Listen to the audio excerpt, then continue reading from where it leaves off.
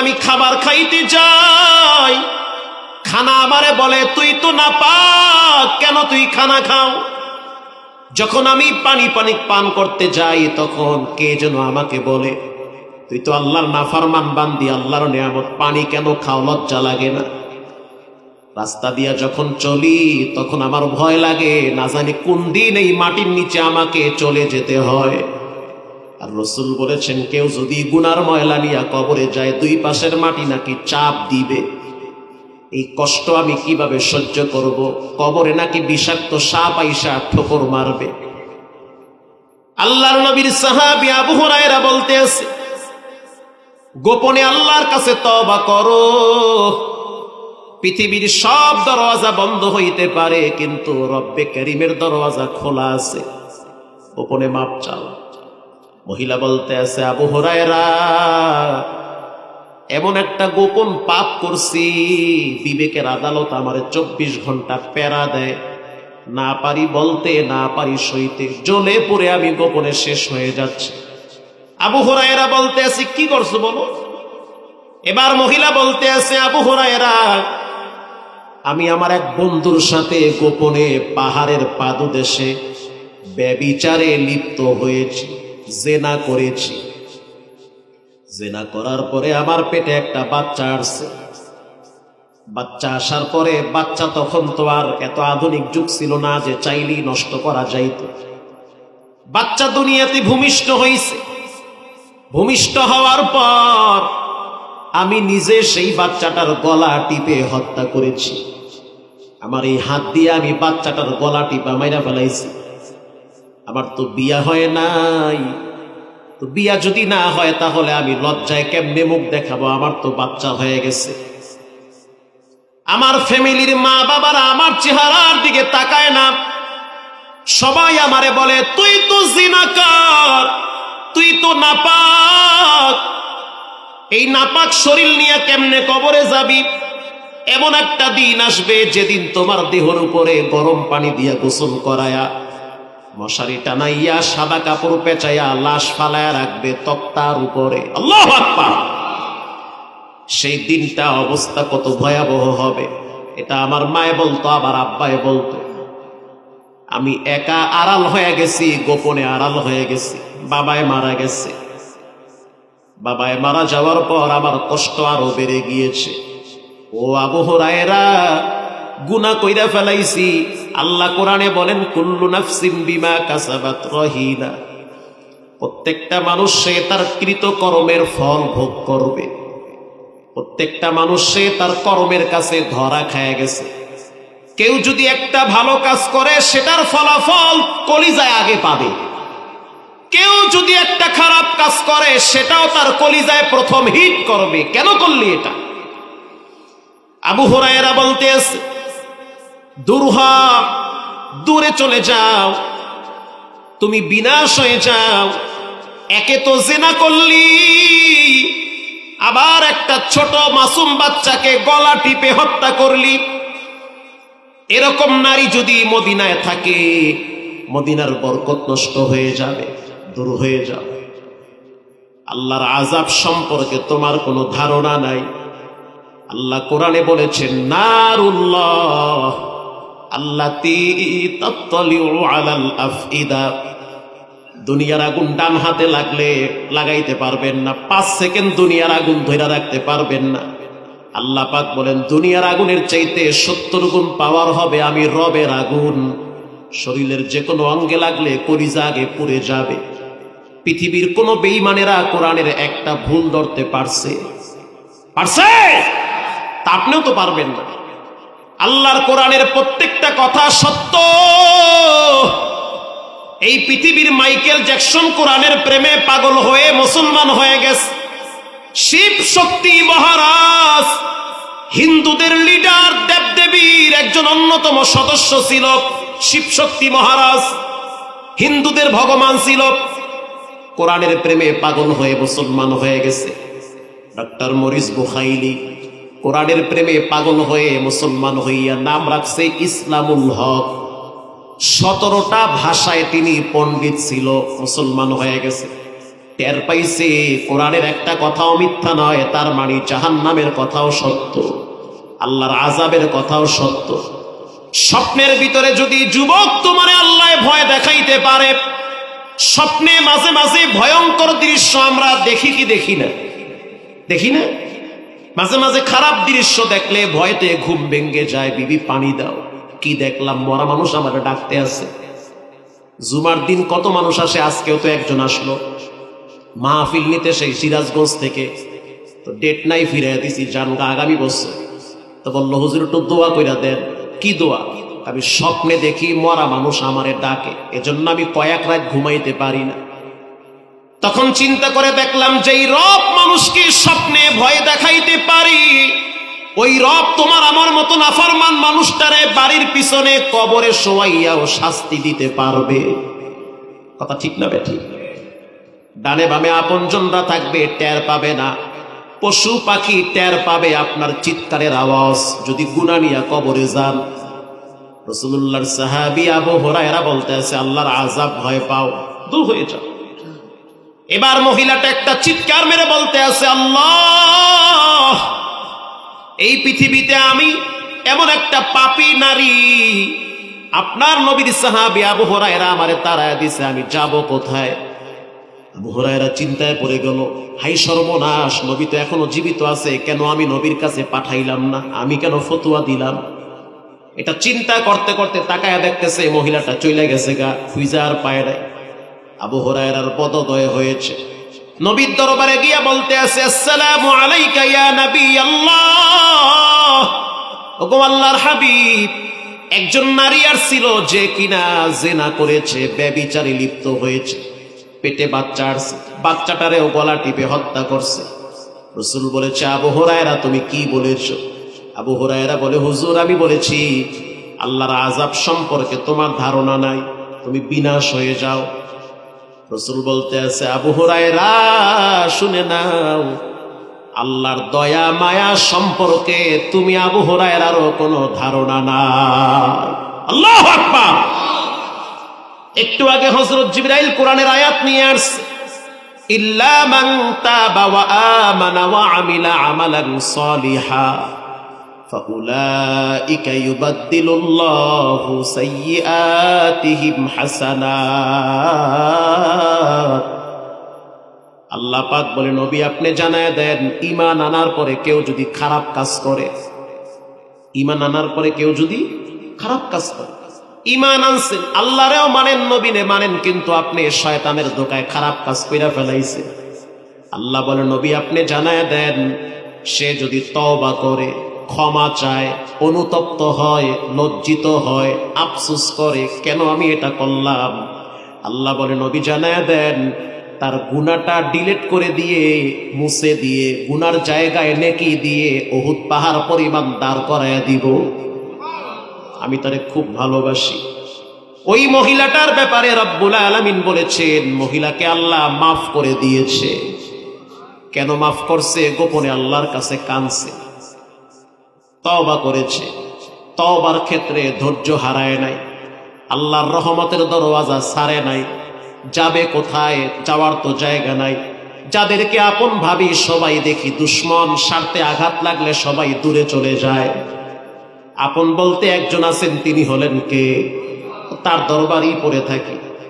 পরের দিন আবু হুরায়রা দুইটা হাত এমন করে মাইকের মতো বানাইয়া চিৎকার মেরে বলতে আছে, ও মদিনার নারী, গতকালকে আমার কাছে মাসআলা জানার জন্য কে আসছিলাম। প্রথম দিন চিৎকার মেরে পায় নাই, দ্বিতীয় দিন ওই মহিলাটা বলতে আছে, আবু হুরায়রা আমি আসছিলাম। আবু হুরায়রা বলতে আছে, শুনে নাও, তুমি ধৈর্যের সহিত রবের কাছে যেই ক্ষমাগুলো প্রতিদিন চাইতা, আল্লাহর কাছে ক্ষমা চাওয়াটা হলো একটা ইবাদত, ঠিক না বেঠিক? ক্ষমা চাওয়া, কন্টিনিউ চাওয়া। যেই নবীর কোনো গুনাহ নাই, সেও প্রতিদিন 100 বার আল্লাহর কাছে ক্ষমা চাইছে। কন্টিনিউ মাফ চাওয়া, আস্তাগফিরুল্লাহ, ক্ষমা করে দেন। আবু হুরায়রা বলতে আছে, ও নারী, রব খুশি হয়ে ধৈর্যের সহিত যে ক্ষমা চাইলা, বাচ্চা হত্যার গুনাহ, জিনার গুনাহ আল্লাহ মাফ করে দিয়েছে।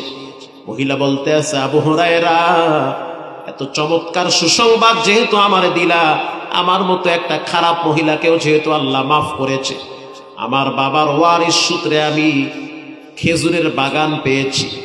আমার বাগানের ভিতরে প্রায় 83টা খেজুর গাছ আছে। ওই যুগে একটা খেজুর গাছ থাকা মানে একটা ফ্যাক্টরির মালিক, 2টা খেজুর গাছ থাকা মানে 2টা ফ্যাক্টরির মালিক, 100 খেজুর গাছ থাকা মানে সে শিল্পপতি। তার মানে মহিলাটা গরিব না, ধনী মহিলা।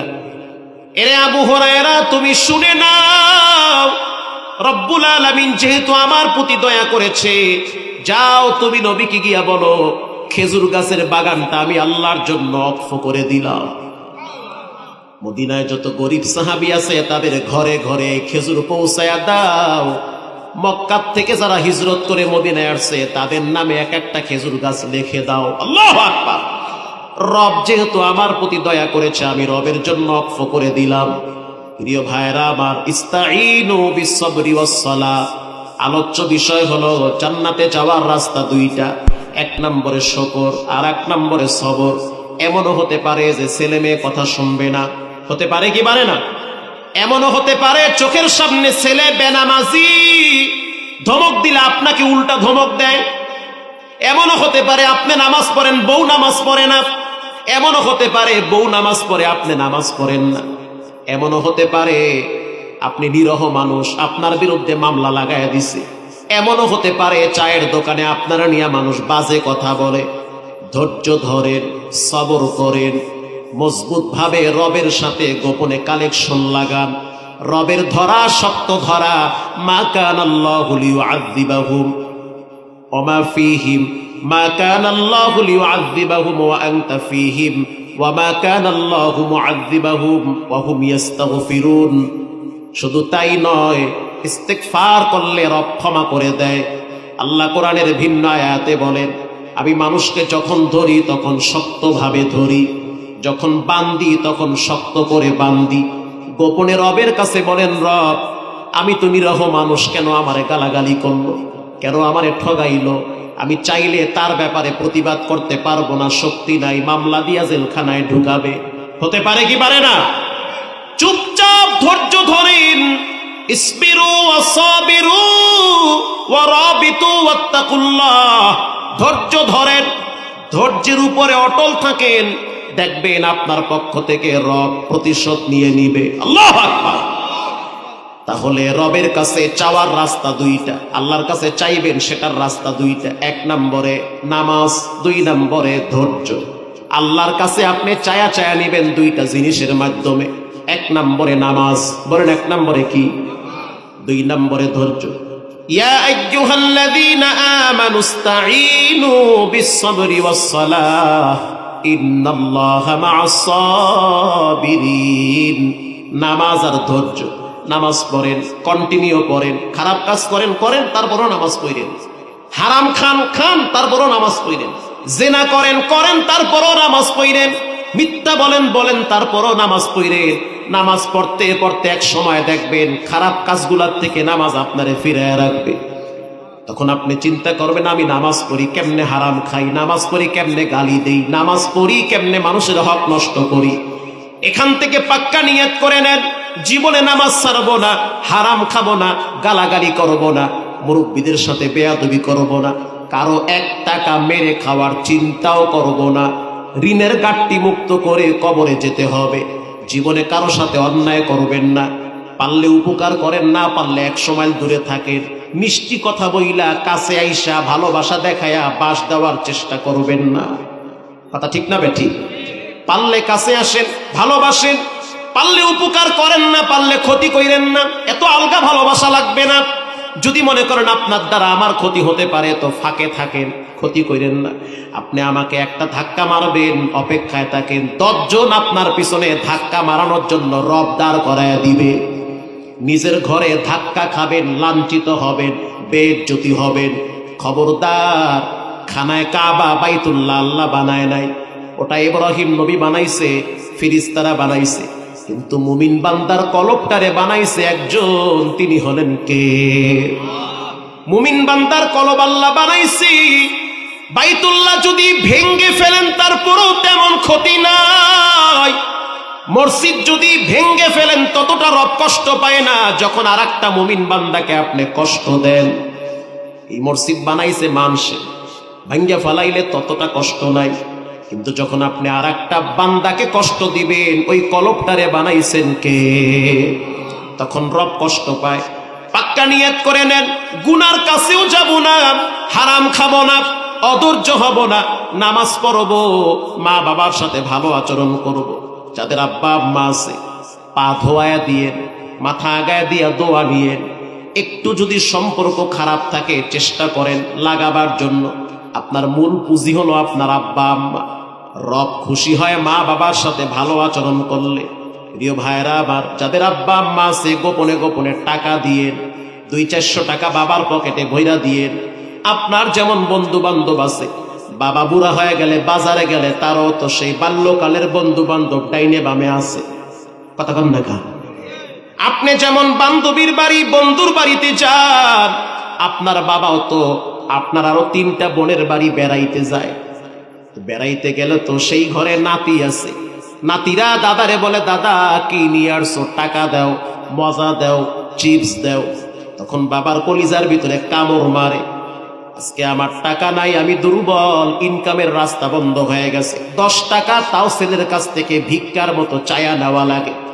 হে যুবক, হে সন্তান, যেই দিন থেকে ইনকাম শুরু করবা সেই দিন থেকে পাক্কা নিয়ত করে নাও, স্ত্রী সন্তান কেউ জানবে না, বাবারে গোপনে গোপনে কিছু টাকা দিবা, হাদিয়া উপহার দিবা।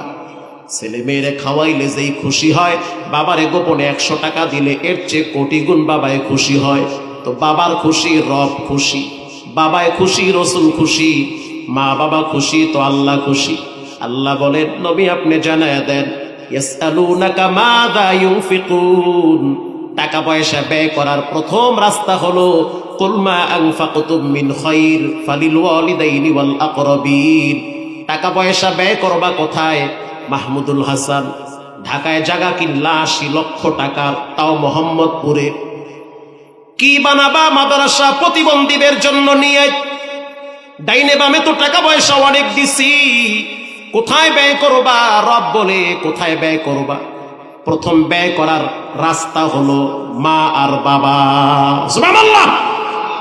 প্রথম টাকা ব্যয় করো মা বাবাকে। এজন্য আজ থেকে নিয়ত করে নেন, জীবনে কোনোদিন হারাম খাবো না, মা বাবার সাথে বেয়াদবি করব না, নামাজ ছাড়বো না, প্রতিদিন আল্লাহর কাছে তওবা করব। দিলটা যদি নরম থাকে, মসজিদের কোনায় বৈশা মাঝে মাঝে একটু গোপনে চোখ বন্ধ করে নিজের হিসাব মিলান। হাসিবু ক্বাবলা আন তুহাসাবু, রাসূল বলেন হিসাব মিলাও। কবরে যাওয়ার আগে নিজেরে নিজে বলো, কি করলা জীবনে? এত খাটো কার জন্য? ছেলেমেয়ের জন্য। এদের সাথে একদিন যদি স্বার্থে আঘাত লাগে, পরের দিন ছেলে মেয়ের চেহারা কালা বানায়, কথা কন না কা? স্ত্রীর জন্য এত করেন, তারপরও দেখবেন কথায় কথায় খোটা দেয়। দুনিয়ার মানুষের জন্য যত করবেন তত আপনারে চাপবে, যত দিবেন তত আপনারে চাপবে। ইনকাম যতদিন আছে ততদিন আপনারে চাপতে থাকবে, আপনার পা চাইটা খাবে সবাই যদি আপনার টাকা থাকে। যেদিন আপনার ইনকামের রাস্তা বন্ধ হবে, নিজের ঘরেই দেখবেন আপনি তেমন মূল্যায়ন আর কদর পাবেন না। একটু গোপনে মসজিদে বৈশা নিজেকে বলেন, জীবনে কি করলাম? কতদিন নামাজ নষ্ট করলাম, কতদিন মিথ্যা বললাম, রবের সাথে আমার সম্পর্ক এত খারাপ কেন? আমার মতো অনেক যুবক নামাজ পড়ে। তুমি কয় টাকার লেখাপড়া করছো? বাংলাদেশে অসংখ্য শিক্ষিত যুবকরা আছে, ডাক্তার, ইঞ্জিনিয়ার, প্রফেসর, 5 ওয়াক্ত নামাজ পড়ে 1 ওয়াক্ত ছাড়ে না, আছে না নাই? পুলিশ, আর্মি, র্যাব, বিডিআর সব তো আর চোর না, কিছু ভালো আছে না নাই? DC, SP, IG, DIG, CID officer সব খারাপ না, কিছু ভালো আছে যারা গোপনে নামাজ পড়ে। জেলখানায় যখন আলেমদেরকে হ্যান্ডকাপ লাগাইছে, এমনও ডিসির খবর শুনছি যে নিজের বাসার থেকে খাবার পাকায়া গোপনে আলেমদের কামরায় ঢুকায়া দিছে। এমন ওসির খবর শুনছি আমির হামজার কাছে। শুধু তাই না, আল্লামা খালেদ সাইফুল্লাহ আইয়ুবীর কাছে। শুধু তাই না, মাওলানা মামুনুল হক সাহেবের কাছে। উপর থেকে অর্ডার, আলেমদের কামরায় কিছুই দেওয়া যাবে না, তারা ভিন জগতের মানুষ। যত সুযোগ সুবিধা সব চোর ডাকাতের জন্য, আর যত অত্যাচার সব আলেমদের উপরে। কিছুই দেওয়া যাবে না। ওসি সাহেব বলল, হুজুর কিছুই দেওয়া যাবে না, যা করি সিসি ক্যামেরায় সব অডিও ভিডিও হয়, চাকরি থাকবে না। গোপনে গোপনে এমন হয়, বাসার থেকে প্যান্টের ভিতরে 2-3টা লুঙ্গি পরে, প্যান্টের ভিতরে কেউ যেন না বুঝে বাতি নিবাইয়া দেয়, সিসি ক্যামেরা অফ থাকে। আসামির কামরায় ঢুকে লাঠি নিয়া, সবাই বুঝবে আসামি পিটাইতে যায়। আসামি পিটাইতে যায় নাই, ওই কামরায় ঢুইকা শীতের দিন ওই প্যান খুইলা লঙ্গি 2-4টা বের করে মাথার নিচে বালিশ হিসাবে একটু সহযোগিতা আরামের জন্য মাথার নিচে ঢুকাইয়া দেয়। এমনও ওসি ডিসি বাংলাদেশে আছে, আছে না নয়? আছে। নামাজ পড়ে, কোরআন পড়ে, 1 টাকাও হারাম খায় না। আপনি কেন পারেন না? তাদের কলিজায় তো আল্লাহর ভয় আছে। পাক্কা নিয়ত করে নেন। ইউনিভার্সিটির অনেক ছাত্ররা 5 ওয়াক্ত নামাজ পড়ে, আছে না নাই? রিক্সাওয়ালা, ভ্যানওয়ালা ডাইনে বামে তাকায়া দেখেন নামাজ পড়ে, আপনি কেন পারেন না? ক্লাস 6-এ পড়ে, 7-এ পড়ে, 5 ওয়াক্ত নামাজ পড়ে, আপনি কেন পারেন না? জীবনে নামাজ ছাড়বো না, হারাম খাবো না, মা বাবার সাথে খারাপ আচরণ করব না। দিলটা যদি ভালো থাকে, তওবার নিয়াইতে 2টা হাত আল্লাহকে দেখায়া দাও। নারায়ে তাকবীর। আয় আল্লাহ, এই হাতগুলা কবুল করে নেন। জীবনে একবার খানায় কাবার গিলাফের সাথে লাগায় দেন, বলেন আমিন। রঙ্গে তাকওয়া, রঙ্গে সিদ্দিক, রঙ্গে দিন, তা'আবদু বাকি বুয়াদবর আবেদিন।